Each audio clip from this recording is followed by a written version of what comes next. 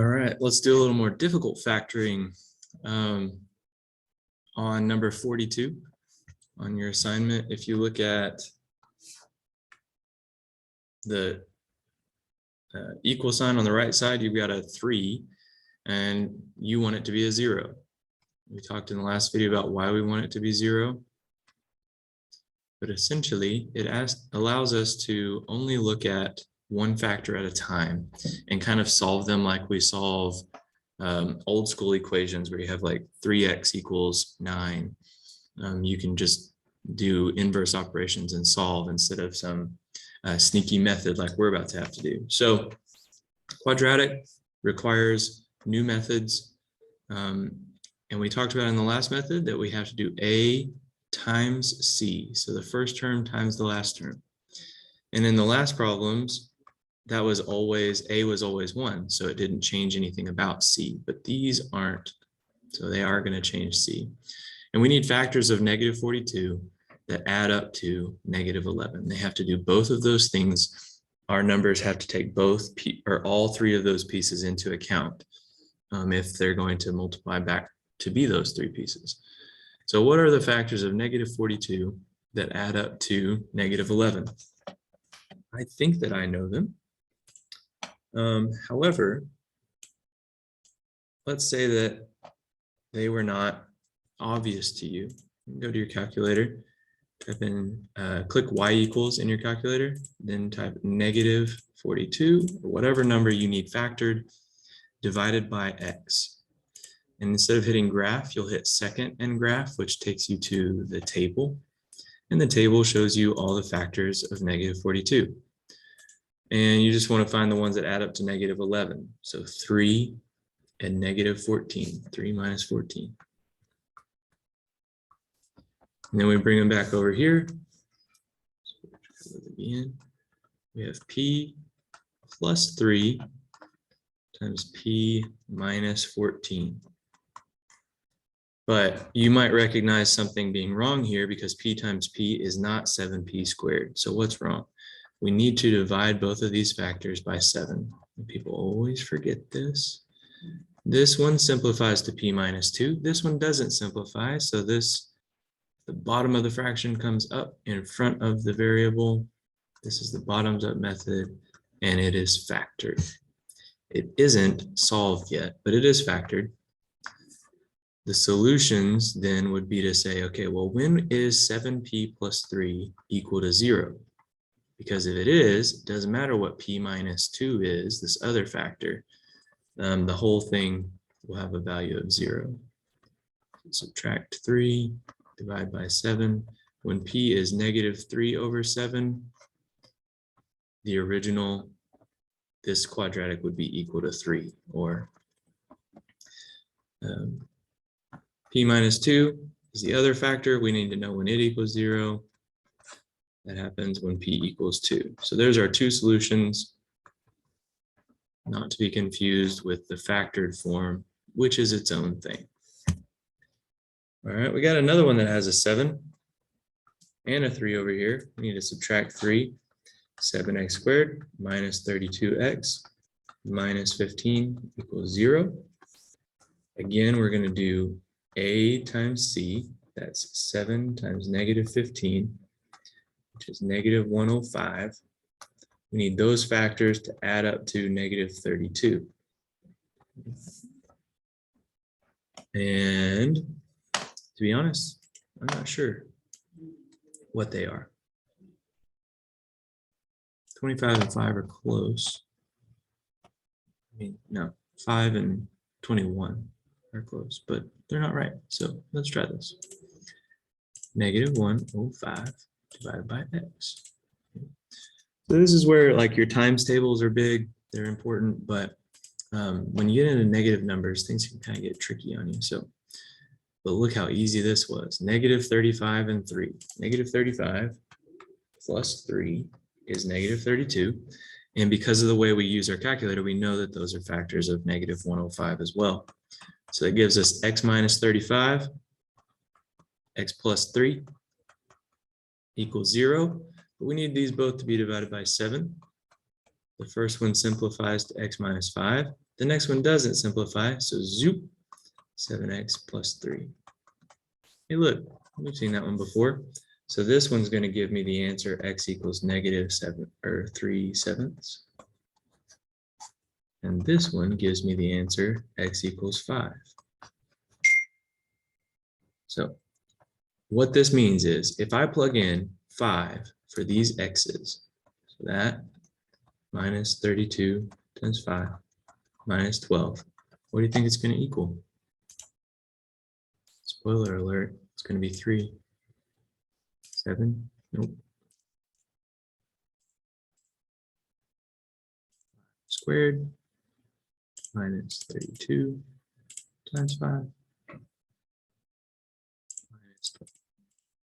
It does equal 3, so we know that that's a correct answer. You could do the same thing with negative 3/7. Crazy, crazy. That's how it works. That allows us to solve these problems. All right.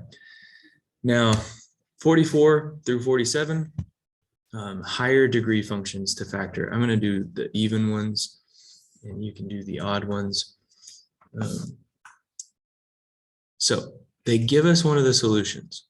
The fundamental theorem of algebra says that if it's an x cubed function, if that's the degree of the function, the highest power, there's going to be 3 answers. They gave us one of them. X equals 3 is an answer. Okay, so how do we find the others? Well, we can divide this, and we talked about a method called synthetic division, where we take all these coefficients in order and write them down, and it's already set equal to 0, so that's part of it. We don't have to do anything to. And then we can bring this one down. 3 times 1 makes 3. Add this column. 3 times 2 makes 6. Add this column. 3 times negative 8 is negative 24. Add this column. And that's our remainder. And the remainder theorem says that because that's 0, that means that this was a factor, which they told us. So they didn't lie to us.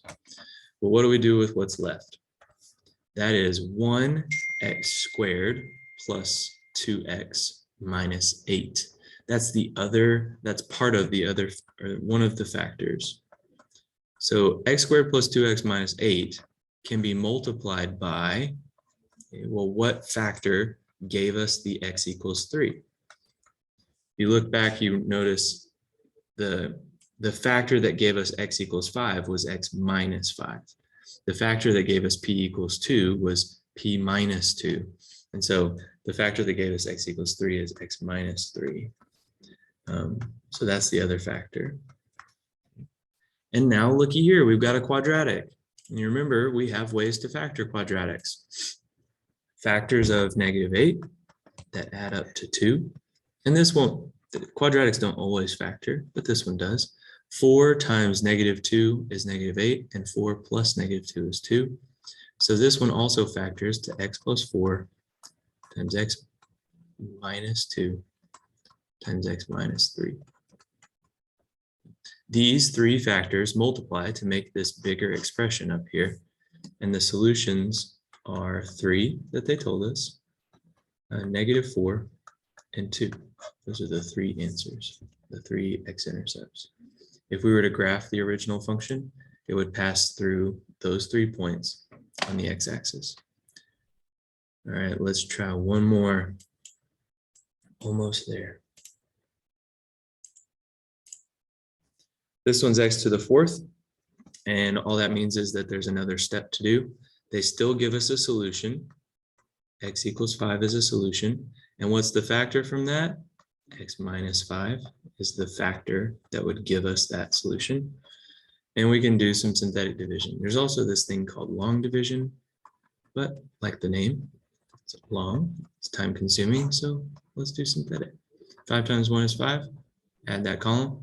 5 times 1 is 5, add that column. 5 times negative 2 is negative 10, add that column. 5 times negative 2 is negative 10 again, add that column. The remainder is 0 like it's supposed to be. And this time, it's not an x squared. We started with x to the 4th. And so what we're doing is we're dividing that by a linear factor, an x. So x cubed, or x to the 4th divided by x is x cubed. It's always just going to be 1 less. plus 1x squared minus 2x minus 2. All right, so what do we do with that? We are going to take it to the calculator and we're going to graph it. There are ways to find these other solutions, but this is one of the easiest ones. One good thing about cubics is they always pass through the x-axis somewhere. So where does this one pass through? We would be looking for a number that's equal to 0. There it is. -1. When x equals -1, y equals 0. So if we plug in it, like we're trying to find out when this equals 0. So if this entire factor equals 0,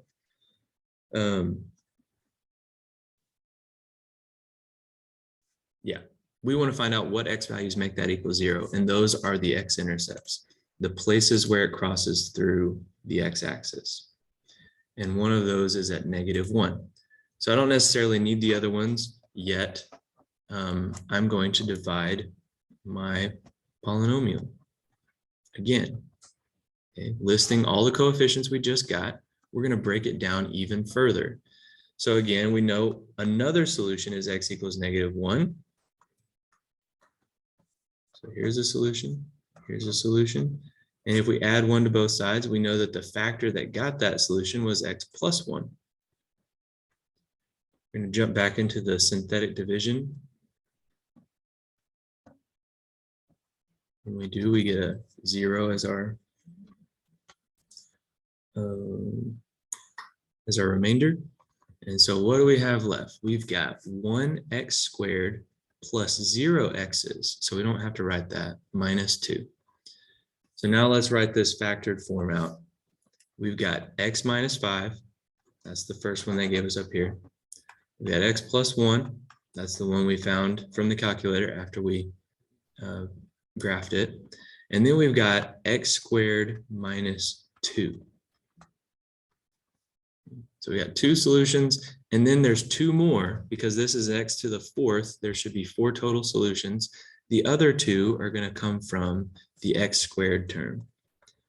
And I could try to factor that some more. But what you would notice about it is that it doesn't factor real well. Because there aren't any factors of -2 that add up to 0 that are integers or rational numbers. The other 2 solutions, we can just do inverse operations and find those things. X squared, when is x squared 2? Well, we can take the square root of both sides. We get x equals plus or minus the square root of 2. So positive square root of 2, negative square root of 2. Those are the other solutions. And just like that, we're done. Good luck studying. Let me know if you have questions. I'd be happy to answer them.